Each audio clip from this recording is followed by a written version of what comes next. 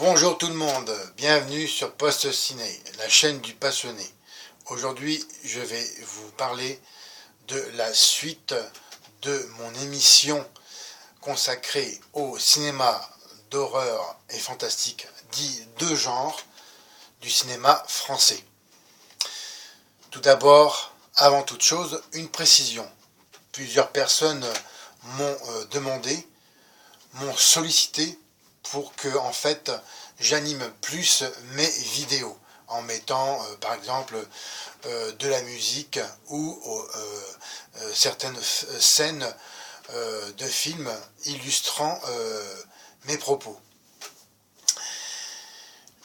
Actuellement, je n'ai pas le temps pour faire ça, mais j'y pense, ainsi que pour la conception d'un générique de ma chaîne. Alors c'est des idées que je retiens, hein. Merci de me les avoir soumises.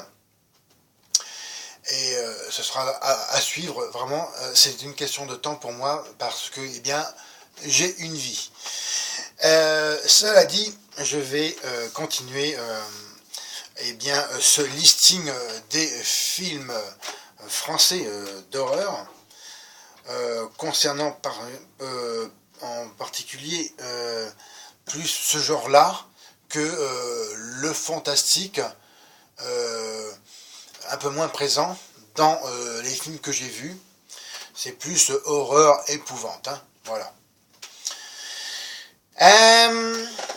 Alors, La Horde, réalisé par Yannick Dahan, sorti en 2009, avec dans les rôles principaux Claude Perron, Jean-Pierre Martin et Alain Figues-Lars.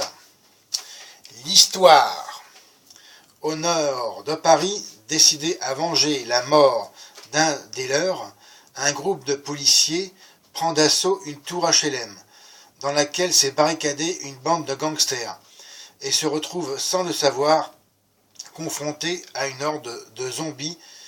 Flics et malfrats n'auront d'autre solution qu'unir leurs forces pour venir à bout de ces êtres terrifiants.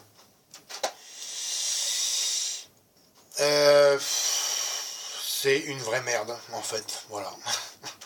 C'est la bouse, une des bouses du cinéma d'horreur français. Pourtant, le scénario était intéressant, hein. Je sais pas si le scénariste a pensé au film Assaut sur le Central 13, où en fait eh bien les malfrats s'unissent aux policiers. Il n'y a pas que ce film, hein, je pense aussi à Nick Gep, où c'est le même genre, pour parer à une menace autre. Mais en fait, c'est vraiment, encore une fois, une erreur de casting pour moi, car j'ai trouvé tous les acteurs, actrices, hein, extrêmement mauvais et stéréotypés au maximum. Les effets spéciaux étaient pas trop mal concernant les zombies eux-mêmes, où c'était un peu original. En fait, là, ce sont des zombies véloces, c'est-à-dire qui se dépassent vraiment rapidement, qui courent, hein. Mais trop de problèmes de jeu d'acteur. Enfin, vraiment, pour moi, c'est un désastre complet, comme pour le Village des Ombres.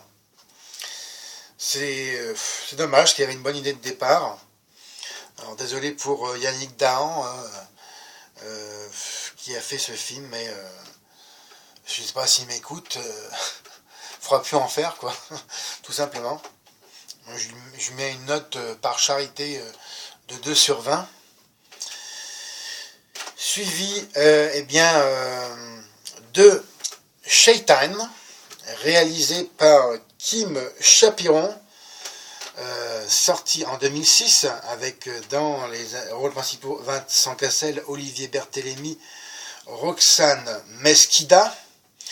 L'histoire: la veille de Noël, Bart, Ladj, Tai, Yasmine et Eve quittent une soirée qui a mal tourné. Eve, très allumeuse, les invite chez elle, la coquine.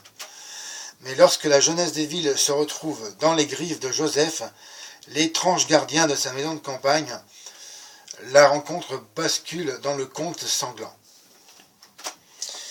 Et moi je rajoute que la rencontre bascule dans le n'importe quoi. Encore une fois, là, c'est vraiment une catastrophe ce film. Malgré Vincent Cassel, qui est complètement nul, j'ai trouvé, particulièrement son rôle. C'est vraiment un film à ne pas voir, tout comme La Horde. C'est une bouse intersidérale, et je pèse mes mots. Le scénario en lui-même aurait pu être intéressant s'il avait été mieux écrit. Bien sûr, bon, à part Vincent Cassel, en grand nom du cinéma, il n'y a pas de personne que je connais et sais. Et encore une fois, en parlant du dit Cassel, il n'a pas fait que des merveilles. Hein. Alors, il est classé comme film d'horreur. Ouais. J'aurais dit éventuellement fantastique, et encore, comme c'est vraiment du n'importe quoi, ça n'a ni queue ni tête. Tout comme La Horde, ces deux films-là, je me rappelle les avoir vus enregistrés sur Canal+, il me semble, hein, télévision française payante, il y a bien déjà un paquet d'années, et voilà, ces deux films-là m'ont laissé aucun souvenir qui me marqueront, qui marqueront dans l'histoire du cinéma de genre. Vraiment, ces deux films-là sont particulièrement éreintants. Je lui donne une misérable note de 1 sur 20. Franchement, c'est une honte. Je continue par, malheureusement, un peu le même genre. Promenons-nous dans les bois, réalisé par Lionel Delplanque, sorti en 1999, avec dans les rôles principaux Marie Trintignant, Suzanne Macalise et Maude Buquet. L'histoire: promenons-nous dans les bois tant que le loup n'y est pas. Ouah, ouah, ouah. Mais pour ces 5 comédiens, venus donner une représentation du petit chaperon rouge au château d'Axel de Fersen, le loup va devenir une réalité angoissante. Le héros de leur spectacle va en effet s'animer et se transformer en meurtrier. Chacun peut alors se cacher sous le masque du tueur. Tiens, voici un slasher directement inspiré de Scream, me semble-t-il.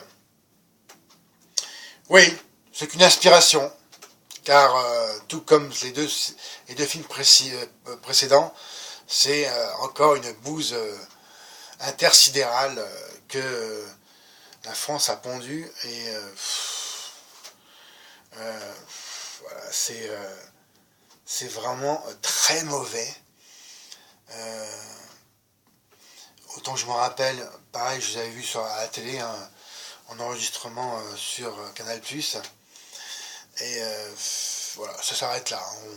On peut éventuellement le télécharger par curiosité, mais elle va être très vite stoppée, car c'est pas du tout curieux ce film. si ce n'est par son extrême médiocrité. Le jeu des acteurs, encore une fois, une erreur de casting. Mon Dieu, c'est vraiment consternant de jouer aussi mauvais. Néanmoins, bon, le scénario, il aurait pu vraiment être plus élaboré. Il y avait une matière à faire quelque chose d'intéressant dans le slasher même. Mais là, c'est vraiment l'antithèse de Frontières. Hein. Moi, je vous le dis. Hein. En parlant d'ailleurs de ce film-là, regardez-le et voyez ma critique le concernant avant de continuer plus loin dans ma vidéo. Car pour moi, c'est le meilleur, je le redis encore, film d'horreur français. Ensuite, qu'est-ce que nous avons donc en stock?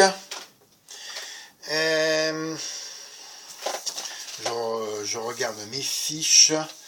Je vais finir sur... ah oui, encore un dernier mot sur ce film de Promenons-nous dans les bois.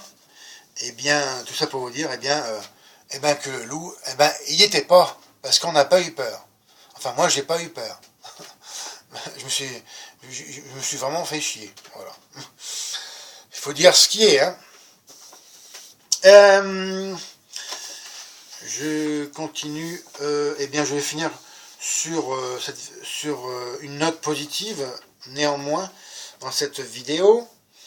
Il n'y a pas eu que des merdes. Je les garderai pour la troisième partie de cette émission.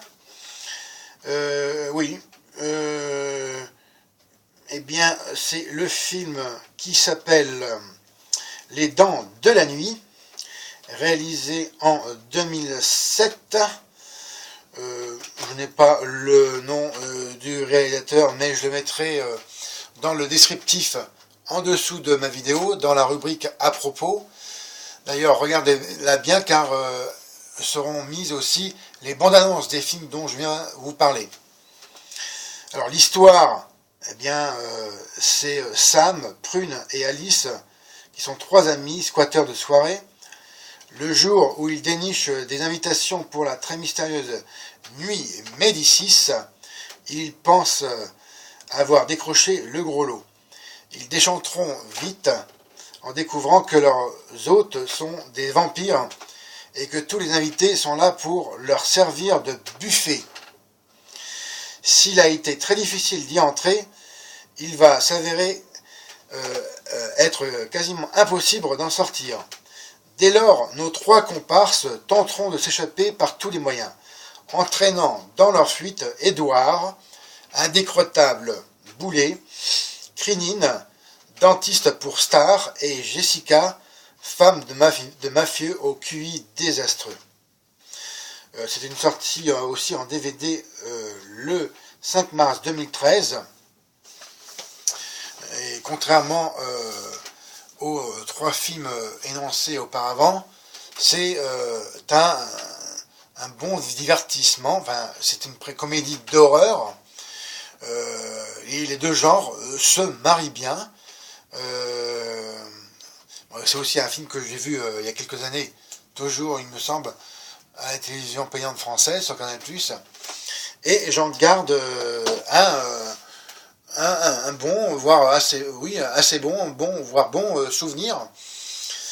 Ça ne tombe pas dans le ridicule. Le jeu des acteurs, j'ai trouvé bon. De mémoire, il y a Louise Bourgoin, Tchéky Cario, qui est très bon, qui fait le vieux vampire. Ça m'a fait penser par moments aussi au bal des vampires de Polanski, par certains costumes, le fait aussi que ce soit dans un château. Et j'ai trouvé l'ensemble vraiment divertissant. Il n'y a pas de déception dans ce film, autant que je m'en souvienne. D'ailleurs, je le recherche activement en DVD, je ne l'ai jamais vu. Et voilà, c'est un film que je vous recommande, car eh bien, il est vraiment sympa à voir. En plus, le maquillage, les effets spéciaux concernant les vampires sont plutôt bons. L'ambiance du film est entre les deux genres et fonctionne assez bien, voire bien par moment. Et tant que je m'en souvienne, j'ai bien aimé aussi la fin. Alors, je pense que je reverrai ce film, si possible en DVD, avec des bonus, si ça existe. Et je lui donne, contrairement aux autres, une note honorable de 14 sur 20, qui est assez bien. Même je pourrais dire entre 14 et 15 sur 20. Je lui mettrais un 14,5 sur 20 hein, en note pour ce film. Qui voilà, relève un peu le niveau. Voici ce qui conclut cette deuxième partie de cette émission consacrée aux films de genre français. Je vous remercie de votre attention. Comme d'habitude, mettez-moi un M, laissez-moi vos commentaires, bien évidemment. Regardez et partagez mes autres vidéos. Et encore mieux, abonnez-vous à ma chaîne. C'était Fred. Salut.